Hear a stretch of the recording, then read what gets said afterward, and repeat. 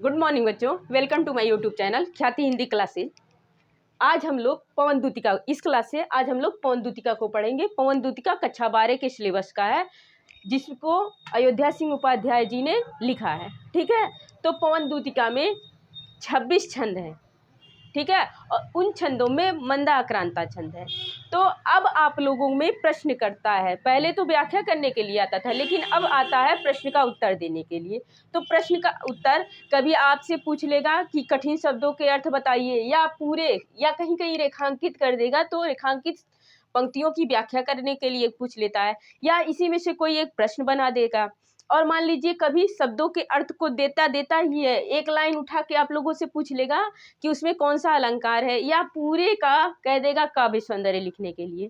ठीक है, तो पहले हम लोग इसको ये चार पंक्ति, इन सबों में जो भी कठिन शब्द हैं उनके पहले अर्थ को जानेंगे, फिर एक बार व्याख्या को सीखेंगे। ठीक है, उसके बाद से जो इस पे आधारित प्रश्न है उसको देखा जाएगा। और हाँ, पहले तो आप लोगों को संदर्भ लिखने आना चाहिए। अब प्रश्न पूछता है कि पाठ का शीर्षक या कवि का नाम लिखिए, पहले संदर्भ लिखने के लिए पूछता था। मान लीजिए अब भी संदर्भ लिखने के लिए आए, तो जरूरत है कि संदर्भ लिखना आना चाहिए। ठीक है, तो पहले इसमें जो भी कठिन शब्द के अर्थ हैं उसको पढ़ लिया जाता है। उससे पहले एक बार इन दोनों छंदों का पहले हम एक बार वाचन करेंगे, और ये ध्यान में रखा जाए जो इस पंक्तियों में छंद है उस छंद का नियम है कि पहले 4, फिर 6, फिर 7 अक्षरों पे आप लोग को धीरे धीरे रुक के फिर चलना होता है। इस छंद को मंदाक्रांता कहते हैं। ये एक वर्णिक छंद है और उसमें 17 वर्ण होते हैं। ठीक है, आइए पढ़ा जाता है। बैठी खिन्ना एक दिवस वह, गेह में अकेली, आके आंसू दृग युगल थे धरा को भिगोते, आई धीरे इस सदन में, पुष्प सदगंध को ले, प्रातः वाली सुपवन इस काल वातायनों से। ये तो रहा एक छंद। इसमें जो भी कठिन शब्द हैं उसके अर्थ को अभी देखा जाएगा, पहले इसको भी पढ़ लिया जाए। संतापों को विपुल बढ़ता देख के दुखिता हो, धीरे बोली स दुख उससे, श्रीमती राधिका यों, प्यारी प्रातः पवन इतना क्यों, मुझे सताती क्या तू भी कलुषित हुई काल की क्रूरता से। ठीक है, आइए अब इसमें जो भी कठिन शब्द हैं उसके अर्थ को जाना जाता है। खिन्ना, एक शब्द यहाँ है खिन्ना। क्या है? खिन्ना। खिन्ना का अर्थ होता है दुख, यहाँ हो जाएगा दुखी। फिर एक का होता है एक, ये इसका आप देख लीजिए, आप लोग समझ लीजिए। एक का अर्थ होता है एक। दिवस का अर्थ सबको पता होगा, दिवस का अर्थ होता है घर, दिन। अब यहाँ आते हैं गेह का अर्थ होता है आपके घर। गे का क्या अर्थ हो जाएगा? घर में अकेली, आके आंसू दृग युगल। दृग का अर्थ होता है नेत्र, लेकिन युगल का अर्थ होता है दोनों, हो जाएगा दृग युगल। दृग युगल का अर्थ हो जाएगा दोनों आंखों, दोनों आंखों। ठीक है, दोनों आंखों हो गया। फिर है धरा। धरा सबको पता होगा, धरा का अर्थ होता है पृथ्वी को भिगोते, आई धीरे इस सदन। सदन का अर्थ घर होता है। पुष्प सदगंध, पुष्प सदगंध, पुष्पों से युक्त सुगंध। यहाँ इस अर्थ मात्रा को या इस चिन्ह को आप हटाएंगे तो यहाँ क्या हो जाएगा? युक्त। पुष्पों से युक्त सुगंध को ले, प्रातः वाली सुपवन। सुपवन का अर्थ हो जाएगा सुंदर पवन। सु उपसर्ग लगा है इसमें। सु का अर्थ होता है सुंदर, और पवन का पवन ही अर्थ है सुंदर पवन। इस काल, काल का अर्थ होता है समय। वातायनो, जो पूछने वाले हैं परीक्षा में, ऐसे दिख रहे हैं कि पूछने वाले शब्द हैं, उन्हीं का अर्थ हम लिखवा रहे हैं। वातायनो का जाएगा खिड़कियों। क्या होगा? खिड़कियों। ये हो गया इसमें का जो कठिन शब्द है उसके अर्थ। अब आइए इधर देखा है। संतापो मन का अर्थ हो जाएगा संतापो। संतापो का अर्थ हो जाएगा दुख। ठीक है, दुख होगा।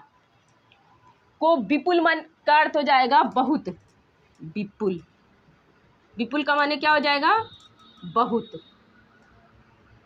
बहुत बढ़ता देख के दुखिता हो, धीरे बोली से दुख का हो जाएगा। से का अर्थ यहाँ हो जाएगा सहित, दुख सहित उससे श्रीमती राधिका यों प्यारी प्रातः पवन इतना क्यों मुझे सताती है, क्या तू भी हुई कलुषित। कलुषित का अर्थ हो जाएगा परेशान या मैली। कलुषित का यहाँ लिख लीजिए आप लोग, कलुषित का हो जाएगा मैली, दुखी भी हो जाएगा, और आप लोग इसको परेशान भी लिख सकते हैं। कलुषित हुई काल की क्रूरता, क्रूरता का अर्थ होता है प्रताड़ना, दुष्टता, जो भी आप प्रयोग कर ले यहाँ लिख लीजिए क्रूरता का अर्थ दुष्टता।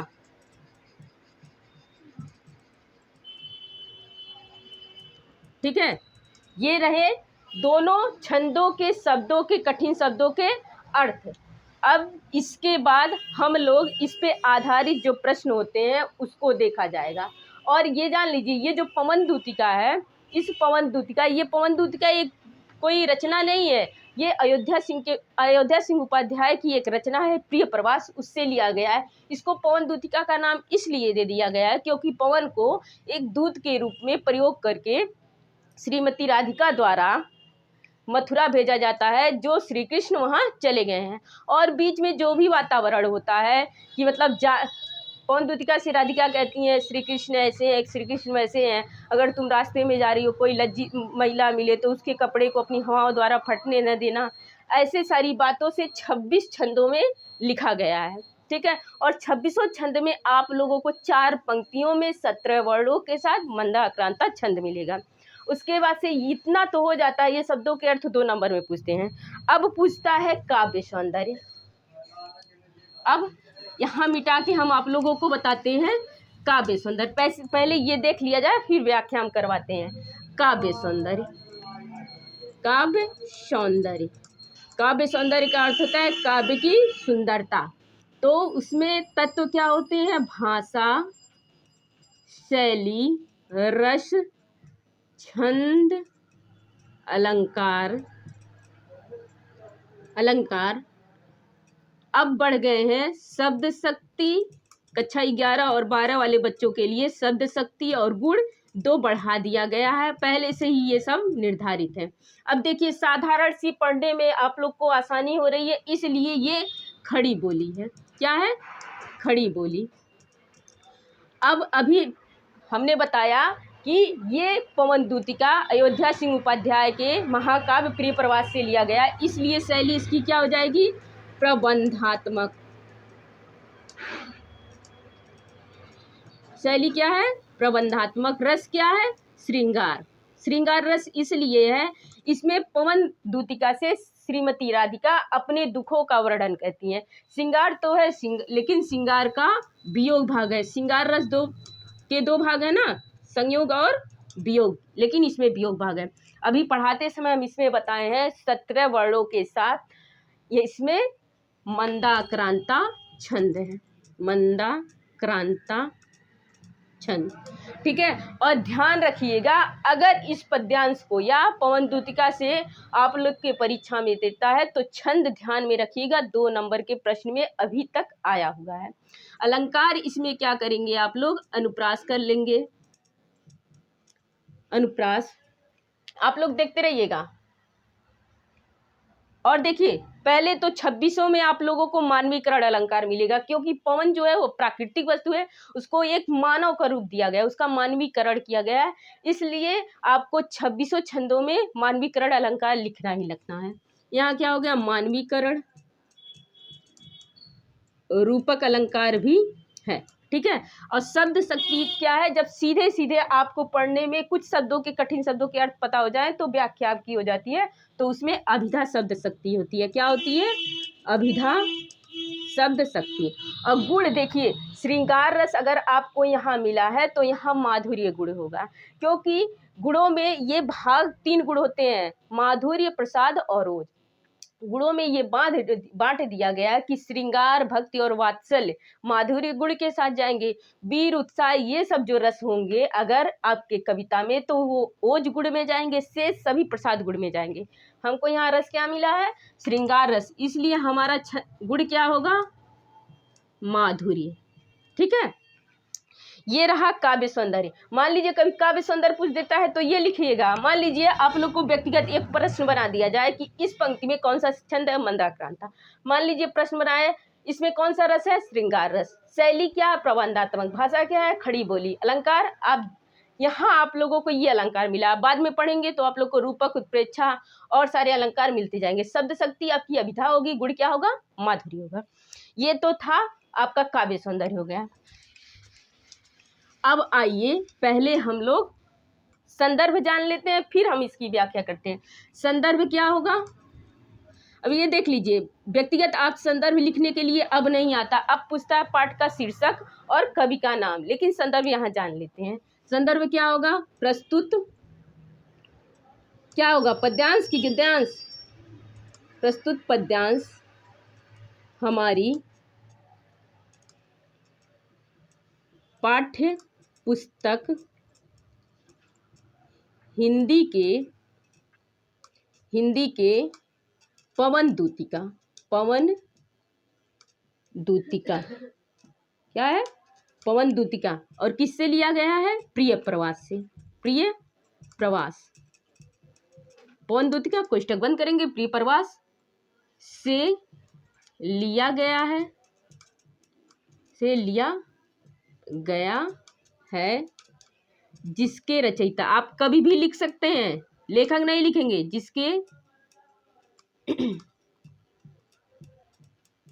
जिसके रचयिता कौन है? अयोध्या सिंह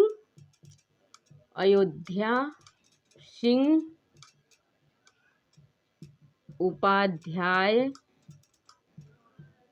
इनकी उपाधि क्या है? हरिऔध। ठीक है, हरिऔध जी हैं। ये रहा संदर्भ। कहता है प्रस्तुत पद्यांश हमारी पाठ्यपुस्तक हिंदी के पवन दूतिका। पवन दूतिका किसे लिया गया? प्रिय प्रवास से लिया गया, जिसके रचयिता, आप रचयिता के जगह पे कभी भी लिख सकते हैं, रचयिता अयोध्या सिंह उपाध्याय हरिऔध जी हैं। अब आइए, ये तो हो गया, ठीक है। अब आइए इन पंक्तियों का व्याख्या देख लिया जाए। व्याख्या अगर आप समझे रहेंगे तो कोई भी प्रश्न देगा, आप प्रश्न के उत्तर निकाल लेंगे। एक पंक्ति रेखांकित करती है, 2 पंक्ति या 3 पंक्ति रेखांकित करती है, लेकिन अर्थ उसका निकालने के लिए आप लोग को चारों पंक्तियों का अर्थ लिखना पड़ सकता है, और इसी में से प्रश्न भी बना सकता है। मान लीजिए यही बना दे कि दृग्युगल शब्द का अर्थ लिख देंगे आप, काव्य सौंदर्य बताइए, रस क्या है, ये भी हो जाएगा। लेकिन अभी रेखांकित कर दे तो व्याख्या पूछ ले, और पूछ ले कि इन पंक्तियों में किससे किसका वार्तालाप है, तो हो जाएगा राधिका का पवन दूतिका से। मान लीजिए यही पूछ ले कि खिड़कियों से कौन प्रवेश करता है, तो हो जाएगा प्रातःकालीन सुंदर पवन। इसलिए व्याख्या जरूरी होता है, ठीक है। कहते अयोध्या सिंह उपाध्याय कहते हैं कि एक दिन, यहाँ से ले जाएंगे, एक दिन दुखी होकर, वह का अर्थ हो जाएगा श्रीमती राधिका। श्रीमती राधिका घर में अकेली बैठी थी, आके आंसू, या उनके आंखों में आके आंसू, उनके दोनों आंखों में आके आंसू पृथ्वी को क्या कर रहे थे? भिगो रहे थे। और आई धीरे से इसी घर में जिसमें वो बैठी थी, पुष्प से युक्त सुगंधों वाली या पुष्प रूपी सुगंधों वाली प्रातःकालीन सुंदर पवन इसी समय खिड़कियों से। ये रहा इसकी व्याख्या।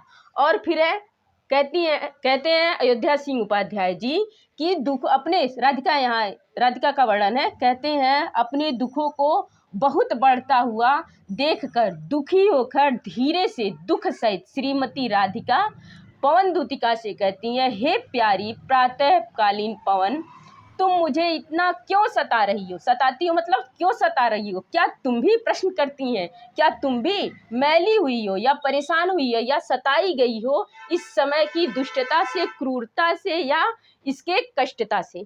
ठीक है, ये था व्याख्या। अब देखिए सीधे सीधे पढ़ लिया जाता है।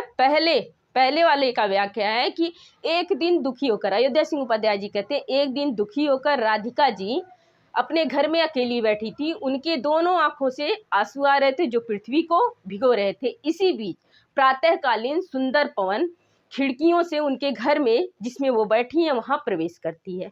अपने दुखों को बढ़ता हुआ देखकर श्रीमती राधिका जी उस प्रातःकालीन प्यारी हवा से या पवन से कहती हैं, क्या तुम भी परेशान हुई हो मेरी तरह इस समय की दुष्टता से या इसकी प्रताड़ना से। ठीक है, ये था व्याख्या। अब इस पे आधारित जो भी प्रश्न है उसको अगली वीडियो में पढ़ा जाएगा। तब तक के लिए धन्यवाद। Please subscribe my channel and like.